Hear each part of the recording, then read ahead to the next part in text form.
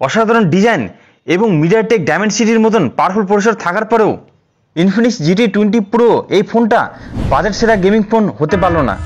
অথচ 25,000 ভারতীয় রুপির মধ্যে এই ফোনটাতে সেরা ডিসপ্লে, ক্যামেরা এবং ডিজাইন দেওয়া হয়েছে। তাহলে কোন ফোনের কাছে ইনফিনিক্সের এই দমদার ফোনটি হেরে গেল? তাহলে কি ইনফিনিক্স GT20 Pro এই ফোনটা ভ্যালু ফর মানি ফোন হবে না? এই সমস্ত প্রশ্নের উত্তর জানাতে চলেছি আজকের এই ভিডিওতে। শুধু আপনাদেরকে ধৈর্য সহকারে এই ভিডিওটি দেখতে হবে। তো ওয়েলকাম বন্ধুরা, আশা করছি আপনারা সবাই ভালো আছেন। আপনারা দেখছেন টেকটিক্স বাংলা, আমি দীপক বড়ুয়া আজকে ভিডিও শুরু করছি। আর এই ফোনটার প্রাইস জানার আগে দেখে নিচ্ছি এই ফোনটার বক্সে আপনারা কি কি পেয়ে যাবেন। এই ফোনটার বক্সে সবকিছু পেয়ে যাচ্ছেন। Type-C চার্জিং কেবল, 45 ওয়াটের ফাস্ট চার্জিং অ্যাডাপ্টার, এমনকি এখানে অবাক করে ইনফিনিক্স দিয়েছে USB Type-C হেডফোন জ্যাক। এমনকি আরো সারপ্রাইজ এখানে আপনারা পেয়ে যাবেন। এখানে ইনফিনিক্স দিয়েছে গেমিং কিট, যার সর্বমোট মূল্য 5,500 রুপির মতন। এখানে আপনারা পেয়ে যাবেন কুলিং ফ্যান, যা ইতিপূর্বে অন্য কোনো ফোনে আমরা দেখিনি, এবং গেমিং খেলার সুবিধার জন্য দুটো ট্রিগার বাটন, তার পাশাপাশি দুটো ব্যাক কেস। অর্থাৎ সম্পূর্ণরূপে আমরা বুঝতে পারছি গেমারদেরকে লক্ষ্য করে এই ফোনটা প্রোভাইড করেছে ইনফিনিক্স। এরপর দেখে নিচ্ছি এই ফোনটার ডিজাইন এবং লুকস। ঠিক গতবারের ইনফিনিক্সের GT10 ফোনটার মতনই এই ফোনের ডিজাইন আমরা দেখতে পাচ্ছি। এই ফোনটাতেও গতবারের মতন সাইবার মেগা ডিজাইন দেওয়া হয়েছে, যেখানে LED লাইটের মধ্যে বিভিন্ন রকম অপশন আমরা দেখতে পাচ্ছি। আপনারা ম্যানুয়ালি কাস্টমাইজেশন করে বিভিন্ন রকম LED লাইটের পারফরমেন্সটিকে পরিবর্তন করতে পারবেন, যেটি সত্যি খুব সুন্দর লাগছে। আর এই ফোনটার লুকস অনেকটা মেটালের মতন মনে হলো এটি কিন্তু পলিকার্বনেটের তৈরি। তবে ফোনটার চড়া একটু আমরা বেশি দেখতে পাচ্ছি। এখানে 8.15 mm এর চড়া রাখা হয়েছে, আর ওজনে 194 গ্রাম রাখা হয়েছে। ফোনটির তিনটি দুর্দান্ত কালার আপনারা কিনতে পারবেন, মেকা ব্লু, মেকা অরেঞ্জ এবং মেকা সিলভার। তিনটি কালারটি কিন্তু আমার কাছে ভালো লেগেছে।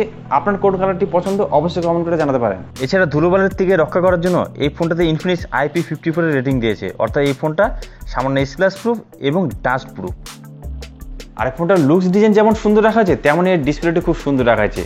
এর ডিসপ্লেতে বেজেলস একদম সরু রাখা হয়েছে এবং চিহ্নিত নেই বললেই চলে।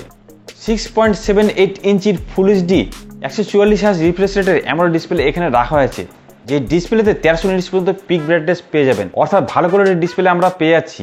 আর এই ডিসপ্লেতে গেমিং এর এক্সপিরিয়েন্সকে আরো নেক্সট লেভেলে পাওয়ার জন্য এই ফোনটাতে Infinix extra dedicated gaming display chip use করেছে, যার ফলে এই ডিসপ্লেটি গেমিং এর জন্য বেস্ট কোয়ালিটির ডিসপ্লে হয়ে যায়। তার কারণ এখানে ইনফিনিক্স গেমিং খেলার জন্য বেস্ট কোয়ালিটির পারফরমেন্স যুক্ত প্রসেসর ইউজ করেছে। 4 nm বেস করে মিডিয়াটেক ডায়মেনসিটি 8200 এর মতন আল্টিমো প্রসেসর ইউজ করেছে। তার পাশাপাশি এখানে LPDDR5X RAM এবং UFS 3.1 এর মতন দুর্দান্ত কোয়ালিটির স্টোরেজ টাইপ রেখেছে। ওভারঅল এখানে 9.5 লাখের উপরে আপনারা অনুরোধ স্কোর পেয়েছেন, অর্থাৎ এখানে HDR কোয়ালিটিতে আপনারা অনায়াসে 90 ফ্রেম পার সেকেন্ডে গেমিং করতে পারবেন, যেখানে পাওয়ার কনজিউমও 30% পর্যন্ত রিডিউস থাকবে, যার ফলে বহুক্ষণ গেম খেলার পরও এই ফোনটা একদমই হিট হবে না। যদি এখানে ফোনের হিটটাকে কন্ট্রোল করার জন্য VC কুলিং সিস্টেম ইউজ করেছে ইনফিনিক্স, অর্থাৎ যারা একটি গেমিং ফোন খুঁজছিলেন তাদের জন্য এই ফোনটা বেস্ট কোয়ালিটির আমরা বলতে পারি। এমনকি ইনফিনিক্স সফটওয়্যারের ক্ষেত্রে এখানে ভালো কাজ করেছে। অ্যান্ড্রয়েডের লেটেস্ট ভার্সন Android 14 দিয়েছে ইনফিনিক্স, যেখানে ইনফিনিক্সের নিজস্ব কাস্টমাইজ UI XUX ইউজ করেছে। কিন্তু অবাক করেছে ইনফিনিক্স, এখানে কোনো অ্যাডস এবং ব্লুটার আমরা দেখতে পাচ্ছি না। এমনকি কোনো প্রি ইনস্টল অ্যাপও এখানে রাখা হয়নি, অর্থাৎ স্মুথ অ্যান্ড্রয়েড এক্সপিরিয়েন্স পেতে চলেছেন এই ফোনটাতে। তাছাড়া 2 বছরের OS আপডেট প্রোভাইড করবে এবং 3 বছরের সিকিউরিটি আপডেট প্রোভাইড করবে ইনফিনিক্স, অর্থাৎ ক্লিন সফটওয়্যার এক্সপিরিয়েন্সের ক্ষেত্রে ইনফিনিক্স এখানে খুব ভালো কাজ করেছে। ঠিক তেমনই ভালো কাজ করেছে ক্যামেরার দিকে। এখানে 108 মেগাপিক্সেলের OIS সেন্সরযুক্ত ক্যামেরা দিয়েছে ইনফিনিক্স, যে ক্যামেরার মাধ্যমে 4K রেজলিউশনে 60 ফ্রেম পার সেকেন্ডে আপনারা ভিডিও করতে পারবেন। তবে বাদবাকি দুটো ক্যামেরার কথা আর বলছি না। এখানে নর্মালি ডেপথ এবং ম্যাক্রো সেন্সর ক্যামেরা রাখা হয়েছে, এগুলোকে আমি জাস্ট শোয়ের জন্য বলতে পারি। কিন্তু সেলফি ক্যামেরাতে নিরাশ করেনি ইনফিনিক্স। 32 মেগাপিক্সেলের সেলফি ক্যামেরা দিয়েছে তারা, যেখানে আমরা 4K রেজলিউশনে ভিডিও শ্যুট করতে পারবো।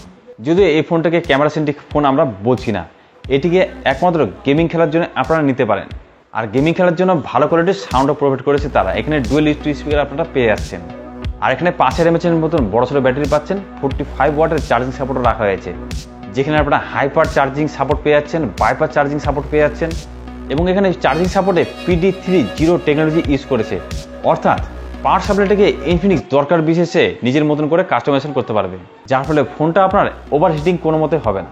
তো এখন কথা হচ্ছে, বেস্ট কোয়ালিটির ডিসপ্লে এবং বেস্ট কোয়ালিটির পারফরমেন্স থাকার পরও কেন আমি এই ফোনটাকে একটি সেরা গেমিং ফোন বলছি না? সেটা জানতে হলে আপনাকে প্রথমে এর প্রাইসটিকে বিচার করতে হবে। তার আগে যারা এই চ্যানেলটিকে এখনো সাবস্ক্রাইব করেনি, তারা টেকটিক্স বাংলা চ্যানেলটিকে এখনই সাবস্ক্রাইব করুন এই ধরনের কন্টেন্ট পেতে হলে। এই ফোনটার 8GB 256GB বেস ভ্যারিয়েন্টের লঞ্চ হয়েছে, যার দাম ভারতীয় টাকা রাখা হয়েছে 25,000 রুপি। এবং এর আপার ভ্যারিয়েন্ট 12GB 256GB দাম ভারতীয় টাকা রাখা হয়েছে 26,999 রুপি। এবং দুটো ভ্যারিয়েন্টকে আপনারা 2000 টাকা ব্যাংক ডিসকাউন্টের মাধ্যমে কিনতে পারবেন। যারা কার্ড ম্যানেজ করতে পারবেন তারা অবশ্যই 2000 টাকা ডিসকাউন্ট পেয়ে যাবে। তো 23 থেকে 25,000 টাকার মধ্যে এই ফোনটা কেন ভ্যালু ফর মানি ফোন হচ্ছে না, তার কারণ হচ্ছে এই দামের মধ্যে আপনারা পেয়ে যাবেন পোকো X6 Pro ফোনটা, যার 8GB 256GB দাম ভারতীয় টাকা রাখা হয়েছে কোনো ডিসকাউন্ট ছাড়া 23,000 টাকা। আর ডিসকাউন্ট পেলে তো আরো 1000 টাকা হয়তো আপনারা কমে পেয়ে যেতে পারেন। কম দাম হলো পুরো পোকো X6 Pro ফোনটাতে আপনারা পেয়ে যাচ্ছেন বর্তমানে সবচেয়ে পাওয়ারফুল প্রসেসর, যার নাম হচ্ছে মিডিয়াটেক ডাইমেনসিটি 8300 আলট্রা এবং UFS 4.0 মতন ভালো কোয়ালিটির স্টোরেজ টাইপ, যার ফলে এখানে এই ফোনটাতে আপনারা পেয়ে যাবেন 13 লাখের মতন অনুরোধ স্কোর। অর্থাৎ কতটা ভালো গেমিং এক্সপিরিয়েন্স আপনারা সেখানে পাবেন সেটা তো আর আমাকে বলতে হচ্ছে না। এমনকি সেখানে 67 ওয়াটের মতন ফাস্ট চার্জিং সাপোর্ট রাখা হয়েছে এবং 8 মেগাপিক্সেলের আলট্রা ক্যামেরা প্রোভাইড করা হয়েছে। অর্থাৎ চার্জিং সাপোর্ট আর ক্যামেরা সাপোর্টের ক্ষেত্রেও পোকো ইনফিনিক্সের থেকে অনেক এগিয়ে যায়। অর্থাৎ এই কারণে এই দামের মধ্যে ইনফিনিক্সের এই ফোনটা বেস্ট গেমিং ফোন হতে পারলো না। কিন্তু যারা একটি বেস্ট কোয়ালিটির ডিজাইনের ফোন চাচ্ছেন, যেখানে বিভিন্ন রকম RGB লাইট শো করবে এবং তার পাশাপাশি একটি ভালো গেমিং খেলার ফোন হবে এবং একটি ভালো কোয়ালিটির ডিসপ্লে হবে, তাহলে তারা অবশ্যই ইনফিনিক্স GT20 Pro ফোনটাকে কিনতে পারেন।